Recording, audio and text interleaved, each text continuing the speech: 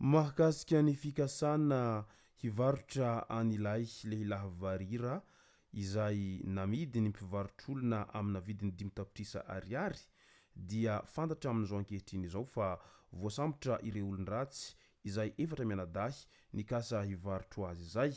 Ka ny pitsopitsony mahakasika an'izay ny fakafakaina amintsika ato anatin'ity video ity ka manasa antsika rehetra anaraka an'ity video ity hatramin'ny farany. Azadino ny milaiky ny video antsika ary tsara voatrany ny miabone amin'ny chaîne antsika mba ahafahanareo manaraka tsy tahapaka ny video zay lefa nahito isan'andro. Tsy ampindrela moa isika fa avy hatrany tonga de vavany ndao ary.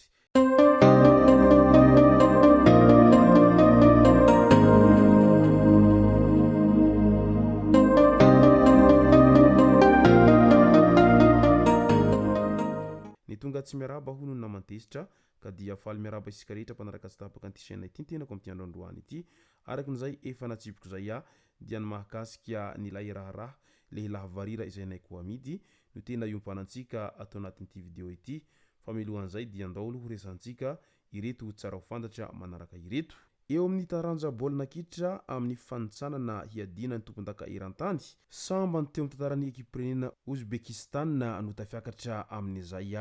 lalao hiadina ny tompon-daka eran-tany amin'ny baolina kitra izay. Vokatra izay dia nahazo fiara avy amin'ny filoham-pirenena ireo mpilalao ekipa-pirenena Ouzbekistan sy ny staff rehetra. Taorina nandresen'izy ireo ny ekipan'ny Qatar tamin'ny isa 3 tamin'iny androny afaka omaly iny izay lalao fifanitsanana hiakarana amin'ny mondial 2024 tao Mili Stadium tao Ouzbekistan no nanomezana ireto fiara mandeha amina herinaratra marika BID avy amin'ny filoha Ouzbekistan ireto. Samba ny tempotaran'ny Ouzbekistan no tafiakatra amin'izay fiadina ny amboara eran-tany amin'ny lalao baolina kitra izay. Ka izay no antony izao fanomezana lehibe izao vokatry ny hafalian'ny filoham-pirenenan'izy ireo raha vantany vao nahita an'izany hoe ekipan'ny Ouzbekistan izay hiatrika ny lalao maneran-tany eo amin'ny taranja baolina kitra izay. Manodidina ny 5,000 euro eo ny hoeo no vidiny ny iray amin'ireto fiara izay azo lazaina tena raitra izay nomena an'ireto mpilalao baolina kitra ny Ouzbekistan ireto. Any Groenland indray nitsonika avo 17 heny amin'ny tokony hoy izy ny vaingan-dranomandry tamin'ny volana Mey lasa teo iny. Teo anelanelany 12 sy 20 Mey no niseho izany voalaza izany raha oharina amin'ny fiotsahany amin'ny antoniny. Noho ny fiakarana hafanana izay mahavoakasika any Arctique sy Islande no antony hoy ny tambazotra siantifika World Weather Attribution na WWA tamin'ny androny alarobia 20 Jona lasa teo iny. Ho any Islande niakatra ny hoatrany 20 degré ny maripana tamin'ny 12 Mey lasa teo iny. Efa nohatra lavitra ny 13 degré izay maripana ambony indrindra antoniny isan'andro ho any volana Mey nandritra ny vanim-potoana 1,7 ka hatramin'ny 23 ho hiatrany WWA.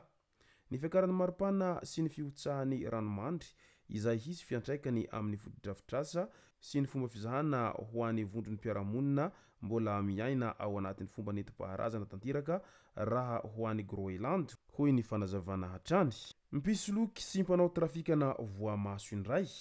lehilahy miisa 7 no voasambotra ny mpitandro ny filaminana.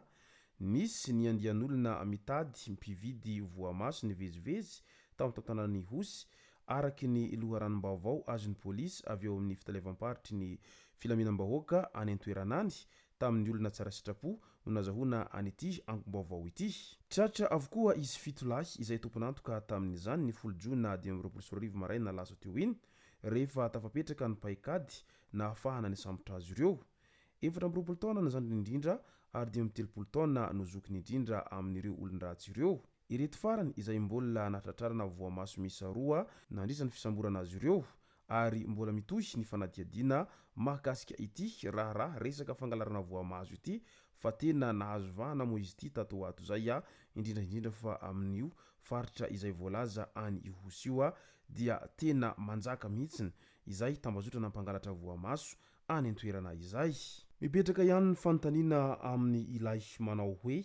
inona tokoa mofo no tena antony mahatonga an'ireo olon-dratsy miditra amin'izay fangalarana voamaso zay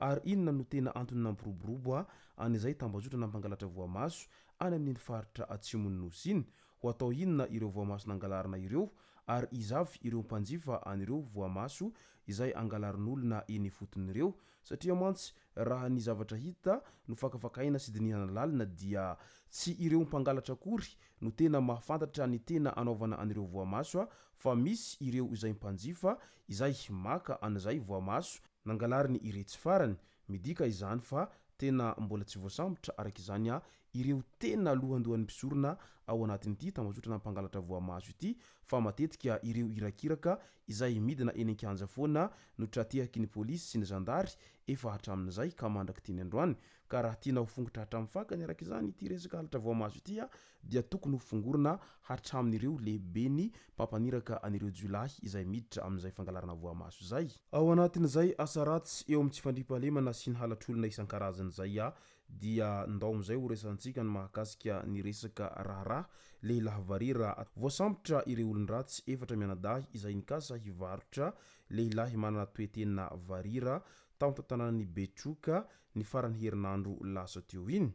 raha zoina ny tranga dia efa nitadiavana ampividy io olona io amin'ny vidiny fito-tapitrisa ariary teo ampikarohana patron ireo olon-dratsy no nanaovany mpitandro finaminana velam-pandrika voalaza fa efa nentin'ireo mpivarotra olona tao Betroka ilay lehilahy varira io